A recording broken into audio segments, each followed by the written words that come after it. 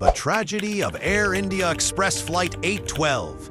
The memory of that night is a jagged line cut across the lives of hundreds.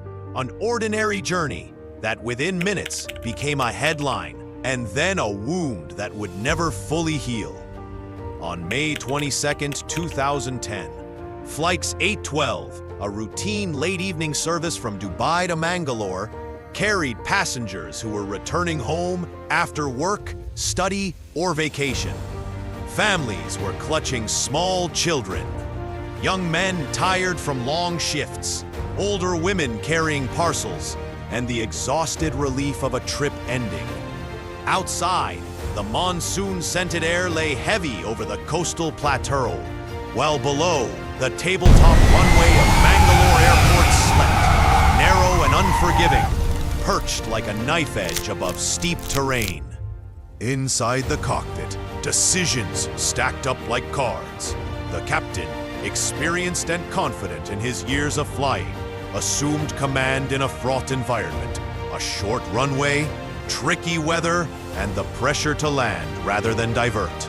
The first officer voiced concerns. Just let me know when you're ready for takeoff. Instruments and automation hinted at less than ideal parameters. Yet, as the aircraft descended toward runway 24, the margins narrowed. The plane was higher, a touch faster, and the approach less stable than the safety briefings demanded. Time stretched thin. What should have been a conservative go-around call became a moment of hesitation. Passengers below were unaware of the arithmetic being done in metal and air. Small rituals played out in the cabin, a mother soothing a child, a man scrolling one last time through messages, someone taking a final photograph through the condensation on the window. Flight attendants moved through the aisles with practiced calm, their voices soft but measured as they checked seatbelts and cabin lights. None could know how precarious the next 60 seconds would become. Touchdown came. Late, far beyond the touchdown zone where stop and distance be secure. The wheels kissed asphalt with a jarring thud that reverberated through the fuselage and the hearts of those on board. For a heartbeat, there was the illusion of normalcy. Instruments flickered, engines screamed into reverse, and metal and rubber fought to halt momentum. Then, the runway ended. The aircraft ran off the paved surface, past the engineered safety area, and hurtled toward a slope that dropped away from the airport like the open throat of a valley. The air filled with the smell of burnt rubber and hot metal as aluminum collided with earth. Seats buckled and restraints strained. In the minutes that followed, rescue teams would later describe a scene of collapsing structure, smoke, and desperate, heroic attempts to pull survivors from twisted wreckage.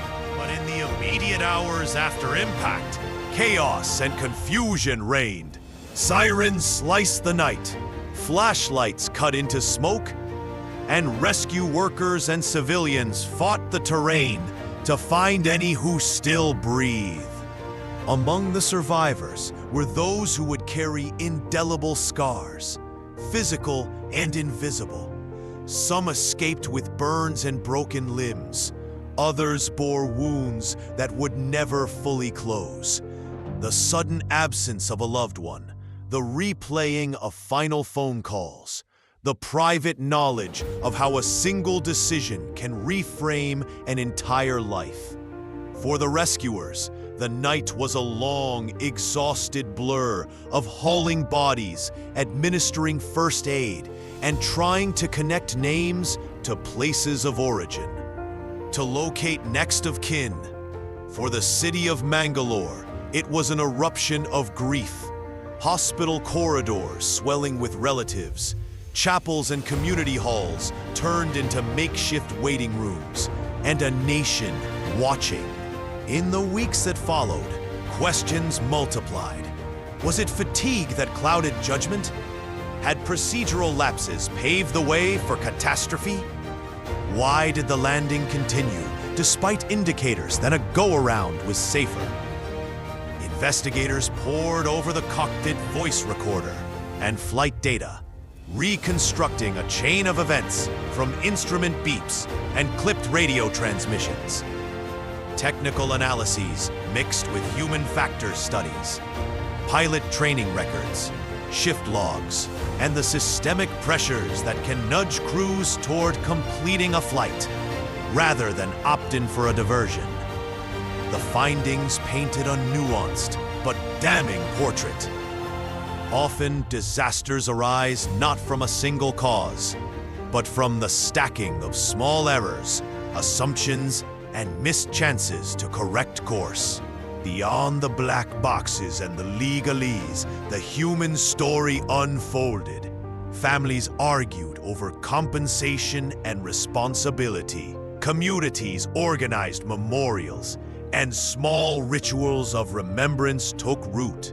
Candles lit on anniversary nights, portraits on mantles, and the quiet repetition of names. Some lawsuits dragged on, apologies that sometimes felt too late, and efforts to turn tragedy into learning. Aviation authorities reviewed procedures for tabletop runways, pilot rest and fatigue protocols, and decision-making training that emphasize the courage to abort when the approach doesn't meet the standard. Perhaps the most enduring lesson of Flight 812 is the fragile calculus of risk, in which every factor matters. A few knots of extra speed, a few seconds of hesitation, the pressure of passengers waiting below. Any one might seem trivial. Together they became irreversible.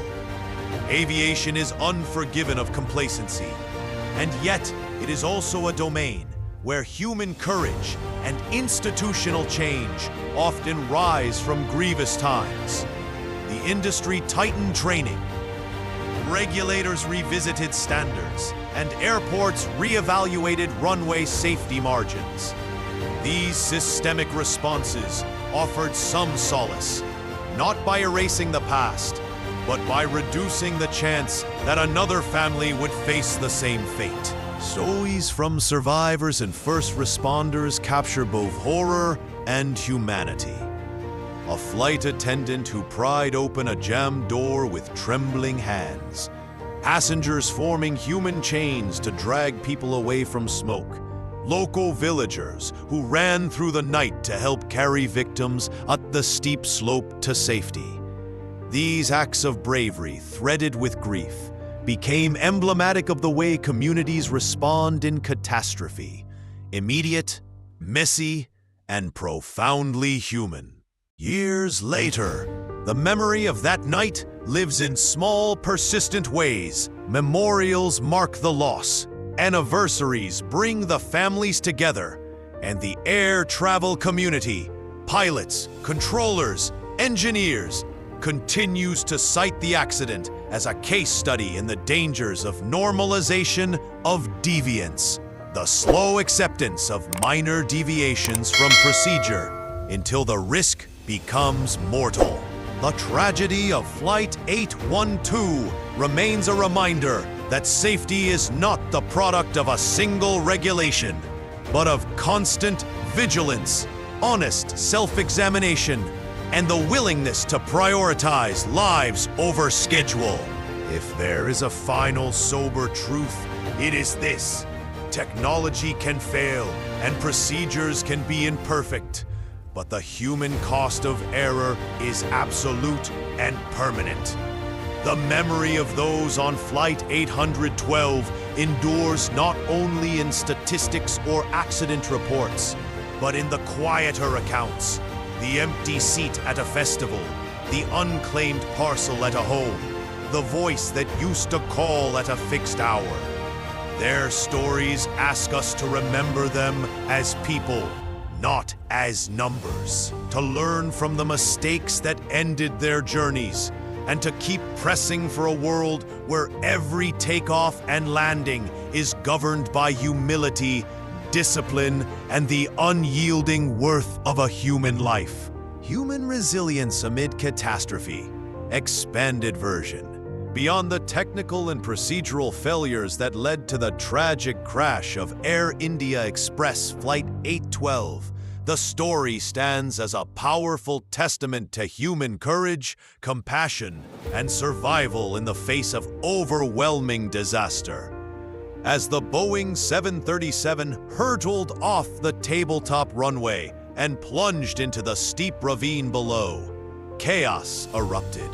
Flames engulfed twisted metal, smoke filled the night sky, and panic spread through the cabin and across the hillside. In those harrowing moments, ordinary people performed extraordinary acts of heroism.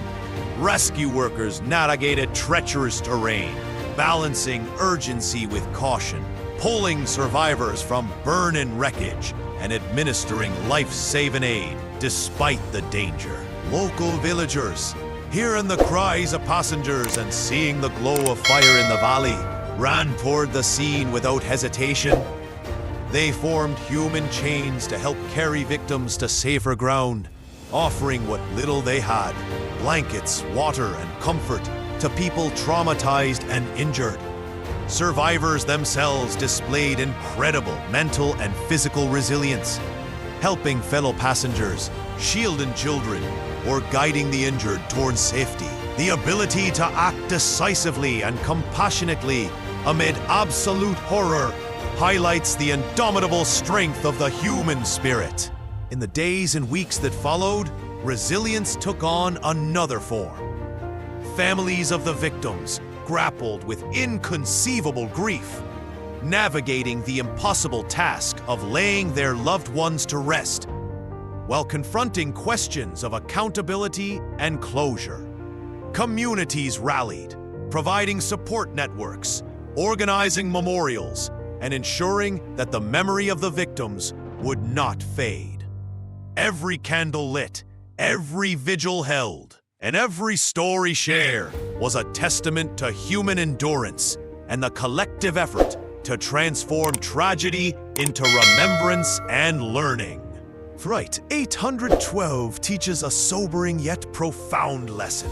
Even when technology fails, protocols falter, and decisions go tragically wrong, human resilience remains a guiding light. It is seen in the courage of first responders who risk their lives, the compassion of strangers in the community, and the inner strength of survivors and families who carry forward despite unimaginable loss.